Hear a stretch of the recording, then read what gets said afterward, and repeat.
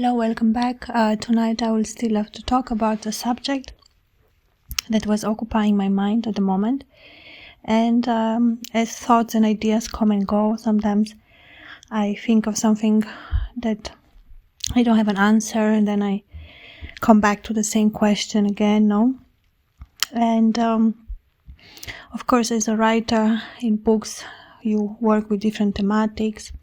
And the strongest thematics now for humans, which is love, hate, power, control, any other feelings, no, like strong feelings. And the strongest of them all is always love, no? And a question which I have since quite a time, it's always very human question, the question of why do we even exist, no? That sometimes life doesn't make so much sense, no? It always feels like, what's the purpose, what's the meaning, why we are here, what is a human life, what makes of us, no? What is asked of us, what is our purpose? There are many questions related, no, to the question why I, for example, I even exist. And of course, one could answer in different things. No, well, there are many reasons why I exist, or many things that I did. But when I ask this, my question is a little bit more far away. No, it's almost like I question God, or I question the entire idea of life. Why? No, why? And I was just thinking before. Well, it's a nice poetic answer.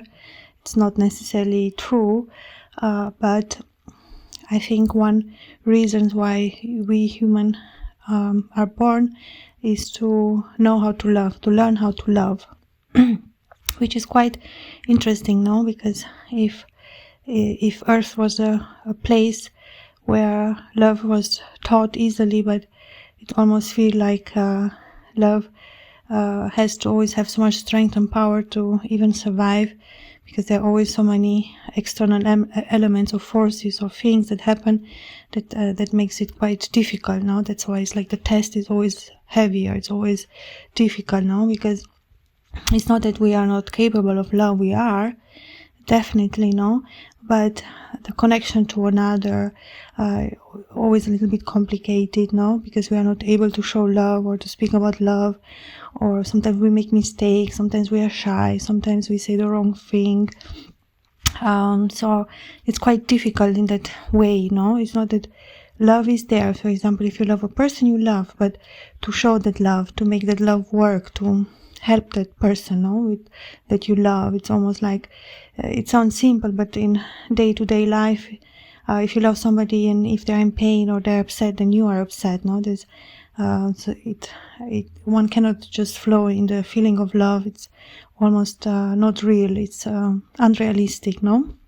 But the feeling, it's always there. It's always like there's some type of illusion that plays with us. No? It's like a little spiel.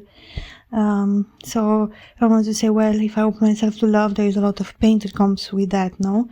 Or the idea is like, well, I love a person so dearly, or I love my family so dearly, but we all know, no, that that love comes to an end. There is life for all of us, and so there is the point of what's the purpose of all this, no?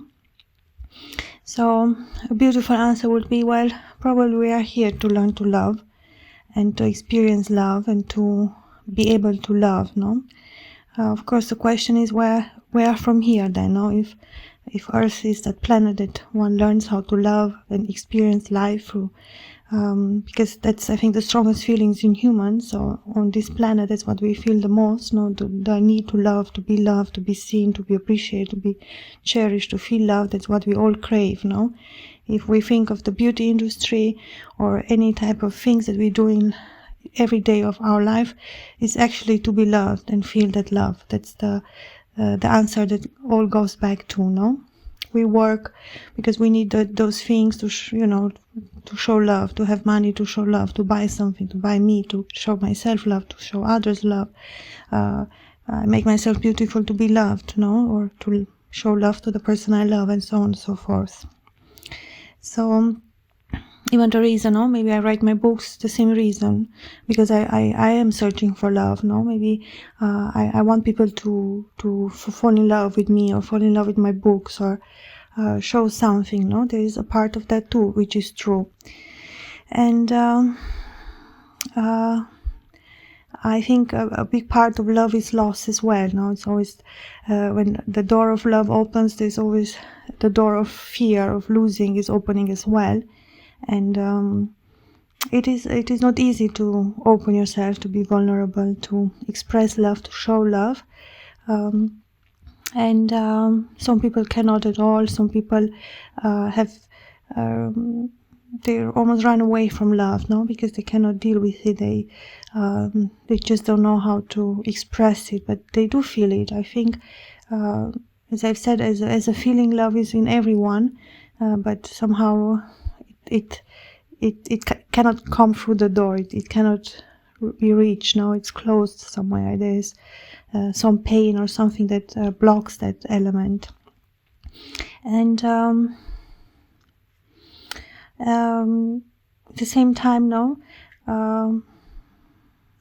it is an important question. No, like what's the purpose of life, or what's even the purpose of love, or like why we need to experience this life, what's the meaning behind all, no? And it's the big question that no one knows. And it is quite interesting, no? As someone say, when I was a child, I would just accept the world as it is. I would just, like, I would be part of the world, like me and the world was one, no? There was no separation between my environment and what was presented and who my family is. Like, I didn't question that, no? It's like we take everything, we come into this world so open and so willing to accept everything as it's said as a child, no? It's like if someone tells you this is your father, this is your mother, you accept it, you don't question it. Or this is your home, and this is the reality, this is the environment. And then later on, almost like we are forced to go to school or to do things that we don't want, we start to question, like, why do I have to go there if I don't like there's a part of our freedom that is taken away, no? And that comes with a little bit of hate inside. Like, for me at least, when I was able to live as a child freely, I will accept everything easily, and I will not I will be so happy, no? But in the moment, things were expected of me, and then almost like the school, the systems, everything is always, I don't know, it's connected with a lot of fear, because it's always like you're always under a test, you're always compared to other children, no? You start to go more inside. It's like, this person is better, or I didn't prepare this, well, tomorrow I have this exam, I don't know, there's a lot asked of one, no? Then later with age the same. It's like the expectation is this, now you have to do this.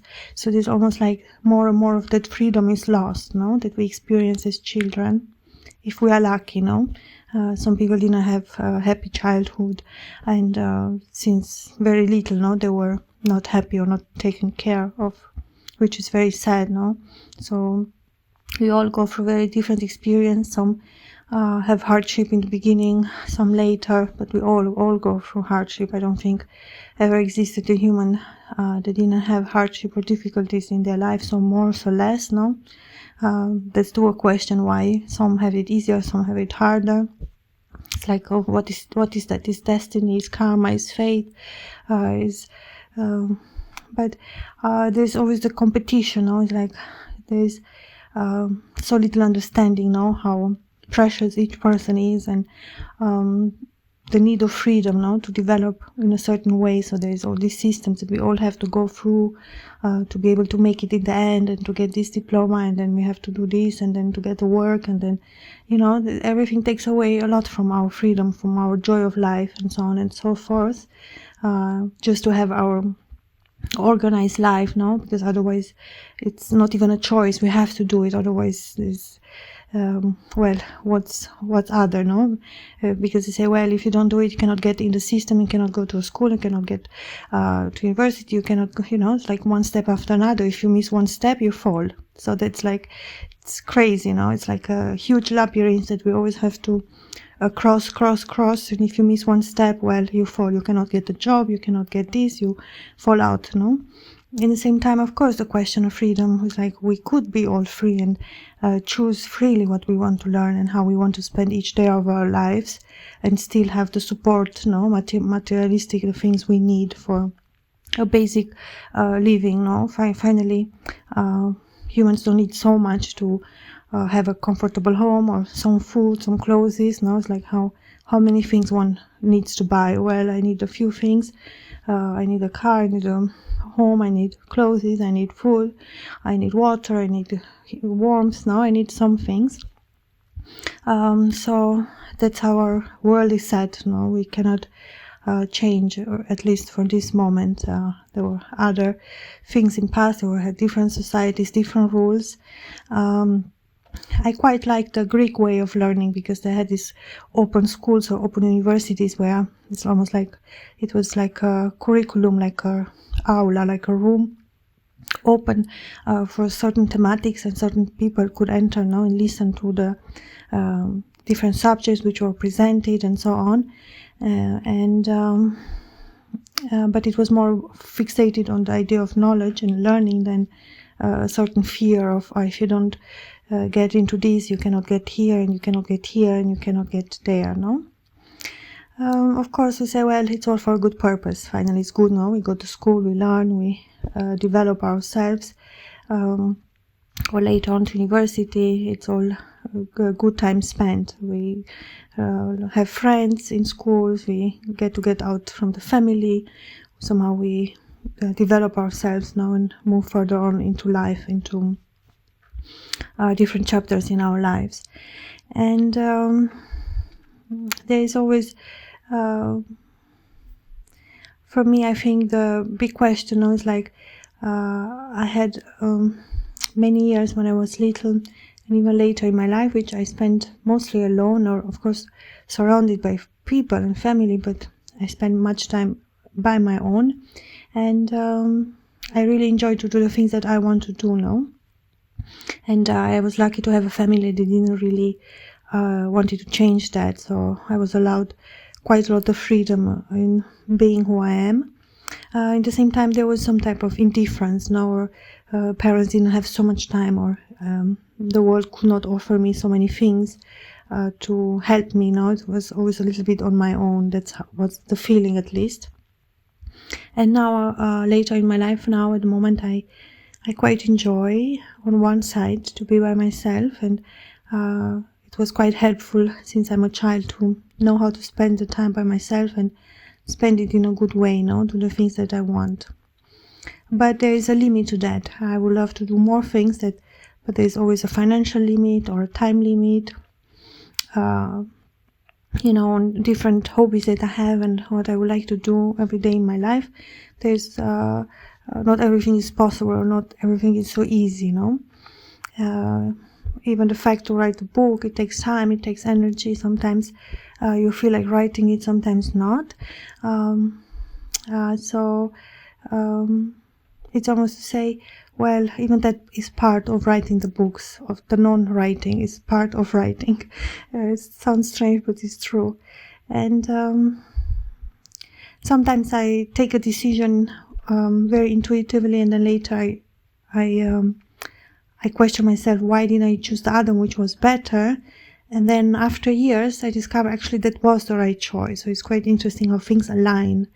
That's quite interesting. I observe that more and more, how things align, even if we don't realize. And my connection to the unseen, or my connection to my fantasy world, or all the things that I believe, it is a search, a quest of my own to understand more of life, And some of the things that I believe in, others could say, well, that sounds quite crazy, but I assure you I'm not. It's just I like to put myself out there and my ideas. It's almost like I let an idea which is so different than others, or it's something that I maybe not believe 100%, but it's like a test for me. It's like I throw it in the air and I want to see what comes back, I'm actually quite rational. My mind is very rational. That's why I have to balance it with a lot of fantasy. My fantasy world is very, very rich, has always been since I'm a child, no?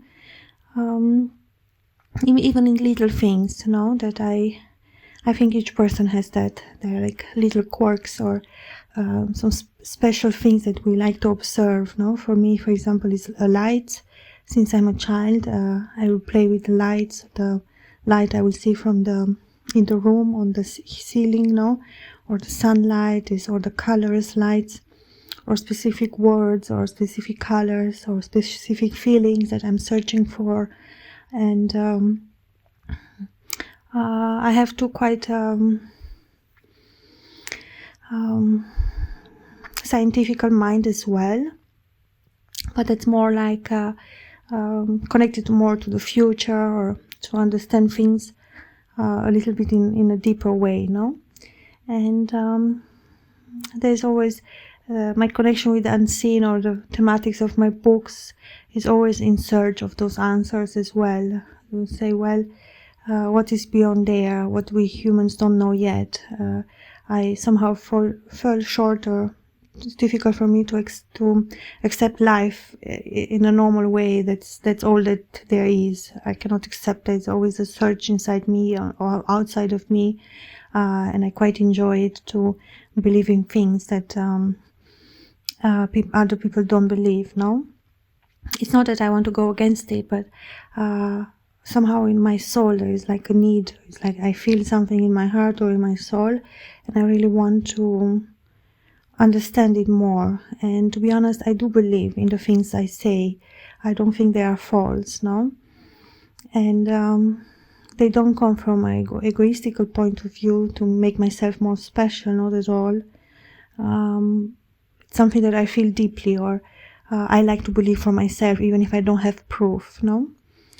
So when one works with the unseen, it seems a little bit, well, I'm a little bit too much out there, no? Because the unseen is just a dark room, and I'm just, my closed eyes, I'm trying to touch with my hand this and that, but I don't really know what it is. I can only describe the feeling, or I can just, let my mind go into a fantasy trip to understand, well, what was that, or what did I hear, what did I see? And to be honest, I did have quite a few experiences that made me believe in the unseen, no? In the unseen forces, or the things that we humans didn't accept as real. There has been always a fight against that, to say, well, it is not real, no? To believe in things that we are not able to see with our eyes in a materialistic or human way. I cannot explain. No? It's always, even the language falls sometimes short when one tries to express deeper feelings or things that are, they say, well, beyond the veil, what the veil means, no? Beyond this world, beyond this life, beyond these things that we know, there's always a beyond. And there's a question how far one can reach, no? And it makes me think of Paimon, my book King Paimon, which I wrote it with the title The Lord of the Endless Silence, The Lord of the Abyss, no? And when we think of the abyss, it's exactly that. It's that big unknown. It's just darkness. It's the endless darkness, what Paimon represents.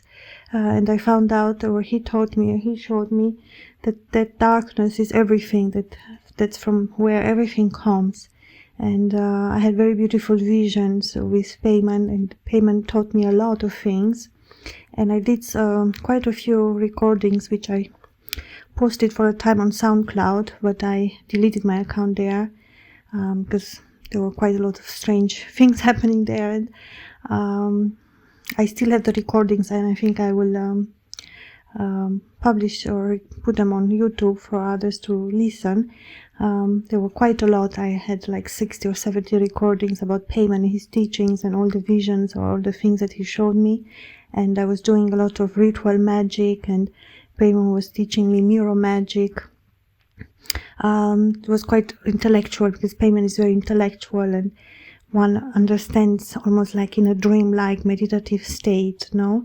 I have learned that too from Paimon, that language is not only one word after another. One can really hypnotize one through the words or through the energy that one carries. There's really, I personally believe in magic, and Paimon is a master magician. No, he appeared to me with a lot of symbols. He's really king. When you see him, he carries a lot of talismans and magic things, and he is a true magician. A lot of symbols, sigils, sometimes they float in the air around him, so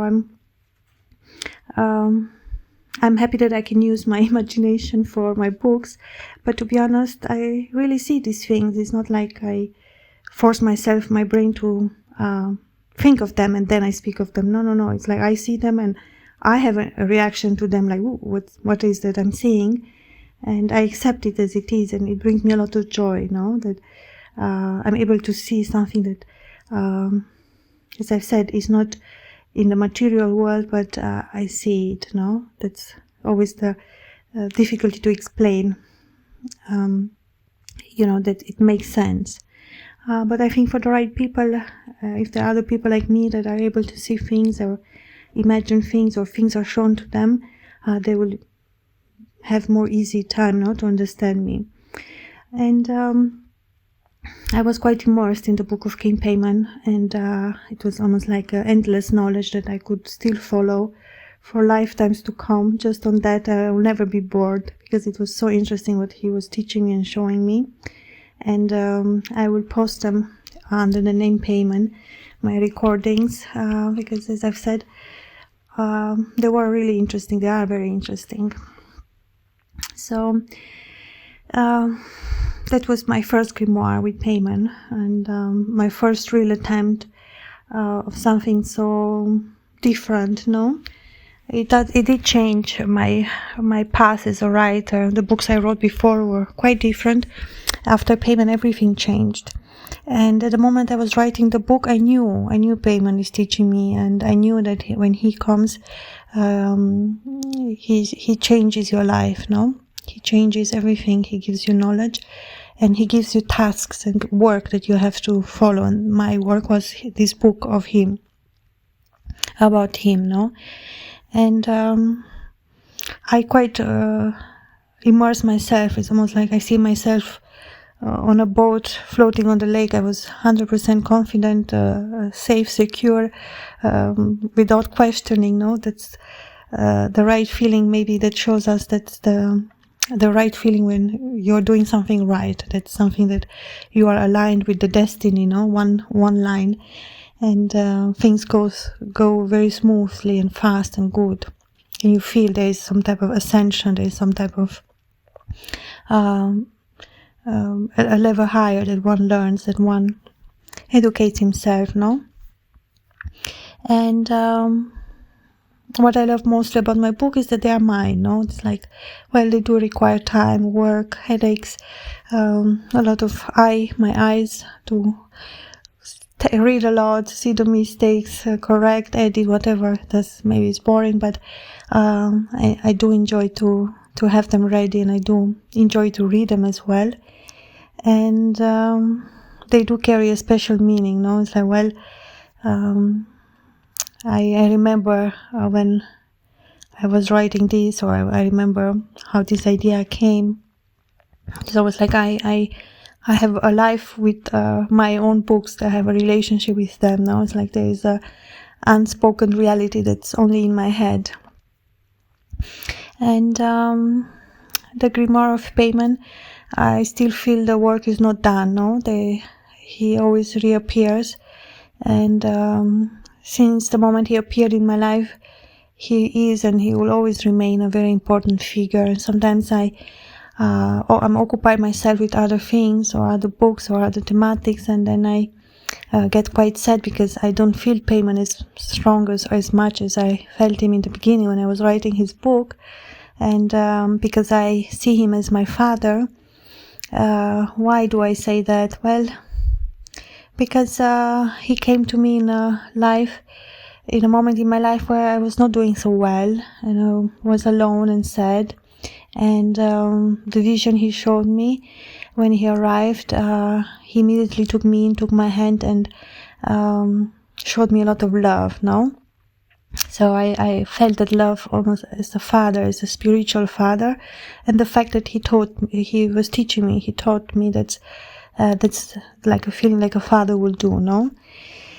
And after I felt that connection with him, as him being my father, very, very strong, and almost I was suffering of the need of reaching him and being with him, my father, and he showed himself very far in the future, and I was like, well, I made like an invisible stair that I'm walking in my spirit up to him, and I say one day I will reach him, one day I will find him, or I was expecting him to come and save me or take me away from this planet. No, there was this connection between me and him, that he is my father. That's why he's not my biological father, but I do believe in different lifetimes. I do believe one can come from the future, one can come from the past. I believe in quite a lot of things. Nothing seems crazy to me, to be honest. And I've learned a lot with Paimon, really, that magical element that really, mesmerized me. And his figure is so, he's really a true king. It's just, you cannot not love Paimon. And his entire being, his entire knowledge and wisdom that attracted me so much, because that's the one thing I search the most in this world.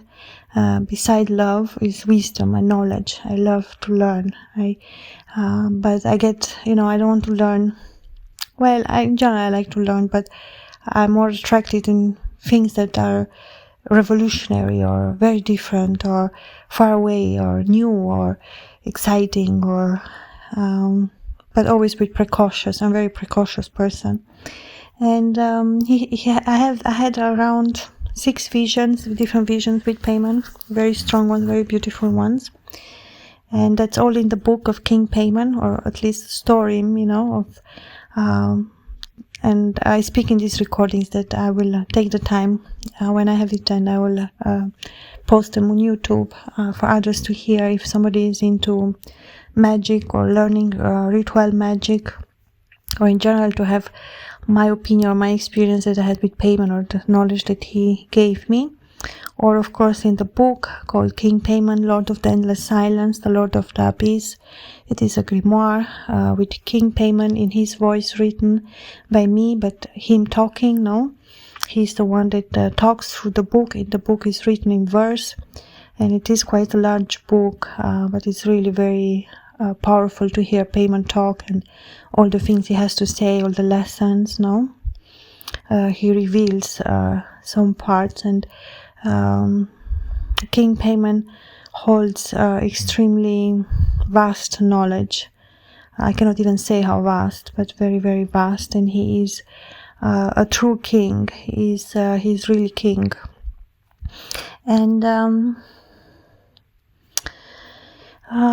after I wrote other grimoires, but King Paimon remains for me my masterpiece, always will be, especially because of the relationship I have with him, the way he helped me, the way he taught me, the way it just fitted me so much in my soul, because I'm all about magic, and to learn things that are out of this world, things from the stars, from cosmos, from time travel, machines. I'm all about that. So I see him in the future. King Paimon is in the future. It's almost like he built himself. That's what he showed me in one vision. He showed me a black, it was almost like a long, black, shiny, well, it looked like a space machine, like a travel machine. It was floating in the air, and I still didn't know what it is, and I was very precautious, because it took many,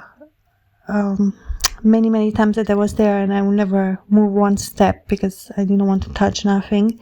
And inside it was very little, but it was almost like a geometrical form, a prolongated black. And inside, no, it had the electronics and everything. And I really believe that it is his travel machine he built. And it was like a cube, like a black cube, but it was not a cube. It was a more prolongated, like a long, quite big black, total shiny, like black glass, no, like obsidian. And after a time, it's like I touched it, I looked inside, but it took me quite a time because I didn't know if I was allowed to touch or not, And that vision he showed me, it was like in a valley where there was huge mountains on left and right, or like a down valley. The road was straight, and then I saw this thing, and it was really floating in the air. It was not moving, and it made a sound, like an electric sound. And then there was one drawer, or one part was coming out, one was going inside, which I never understood. I spent quite a lot of time understanding what it is, because he showed me that. And actually it inspired another book of mine called The Black Cube, which got inspired from that vision. And in that canyon, so where this spaceship he showed me, on my left there was an endless library of books. And he told me I can take one book from there, which I took. And I don't know, Paimon is always connected with books. He always reads from the books. He has this huge library. I don't know what it is. I don't know if it's the Akashic records or it's just a endless library, because I could not see the end of it. It was so large. It was many, many, many books. Maybe he has all the books that were ever written, no? Sometimes, like I said, I don't know all the answers, but I am trying to understand. But what I know for sure is that King Paimon is the most knowledgeable being that I ever met. They're all my subjects, other grimoires which I wrote, they are extremely intelligent and wise beyond words. But Paimon literally carries that knowledge. He really carries knowledge from each subject. And from what I know, one can work with King Paimon in any subject one wants to excel and master, no? And he helps in different ways. He gives tasks, or he shows you visions, and then they're always a little cryptic, and most of them you don't see him, but he's there, or he doesn't really talk, but he gives you a vision through images. That's the way he communicates, and then he lets you figure it out. No, he wants us, or me, you, to use the intellect, to use the mind. So he gives some type of power, some type of light, some type of spark to ignite that thought, that idea. And maybe that vision, made me create another book, which it did, The Black Cube, because I was so fascinated about this black cube he showed me. And I know it is connected, that idea of black cube is connected with Saturn, and I know that Paimon is connected with Saturn as well, no? So, yeah, maybe later in my life I will find more answers, but that's how my mind works. That's the things that I see or I like to think about. But as I said, it's a heart connection first. The reason why I have a very good memory, or I think that my mind works very well, is because it's actually very good connected with my heart. I'm a person who feels things deeply, and they say once the heart felt something or learned something cannot be forgotten, no? That's the reason why people who have very good memories is that because they are able to memorize everything in the heart. There's an empathic part of there, because the heart and mind actually they are working together, of course, very well, and I have very good memory.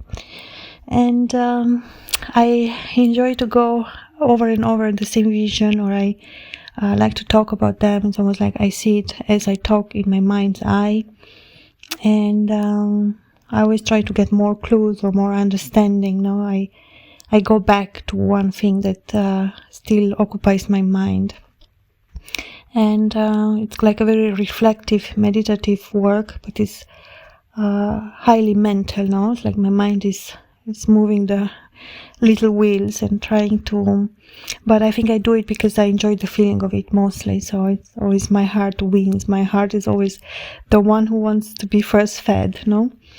As I said, as I speak about Paimon now, I feel a lot of love for him. I have a lot of admiration, a lot of honor, I don't know, I just love him so much. And even if I not necessarily feel him always with me, there is always a presence, especially when I talk about him, that I feel.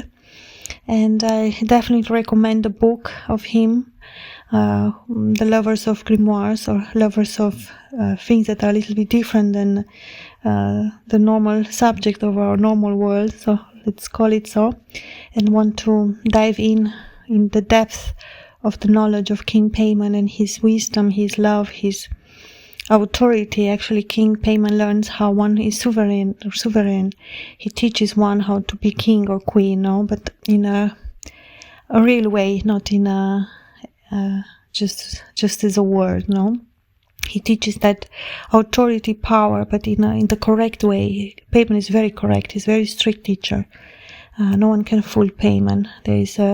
He does things as they are planned, as in one line. He's very serious, actually.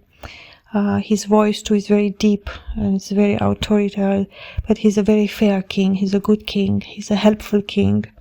He's a good being. He's a good father. That's all I can say about Paimon nowadays. But I think his biggest love is science. It's like he does carry answers that I still need answers to. Idea of the stars, of the cosmos, of different planets, or different possibilities now for us humans. And I think through our minds and our hearts, we are able to reach beyond now and find answers, or expand ourselves, or expand our consciousness in all the ways that we want, without being scared to be called crazy, or well, it doesn't seem possible, then it's not possible. Well, why not? If something was not possible, it was just because it was never made. But that doesn't make it not possible, no? Actually, there is high chance that it is possible, and then one should at least try, no? There's the scientific part too of it. There is always one needs more tries to get a successful outcome, and one needs more errors, no, to reach a certain answer or a correct answer. So there is no way one way without the other. One has to be brave like that, no, and have some little failures or errors on the side, but actually they are not. It's just one step further that one is brought to the answer to the door that one is seeks. So finally we are all seekers, no? There is always one reason, one specific part in our life that our mind cannot stop thinking about. Is a seeking of that, seeking of some answers. So my question from the beginning, no, what's the purpose? And well, there is a part of that too, no, of obviously we are seeking something and we want some answers, and of course we want to experience love in different ways, not only romantic love. One can experience love in actually in everything that one does, no? One can reach that consciousness to say, well, everything I do is with love. But even there is levels in that, well, I seek that type of love more. I need that to fulfill me, or I need romantic love, no? Or I need to feel friendship love, or different types of loves as well. I will let this here. Time always flies fast, and as I promised, I will publish the thematics on Paimon. I will make a playlist for Paimon, because there was a lot of very pleasant to read, to listen to me talking, very meditative state, learning things that can be helpful for one's life, or for different many reasons, intellectual ways, or ritual magic, or in general things that are a little bit different. Thank you so much for listening. Until next time, bye.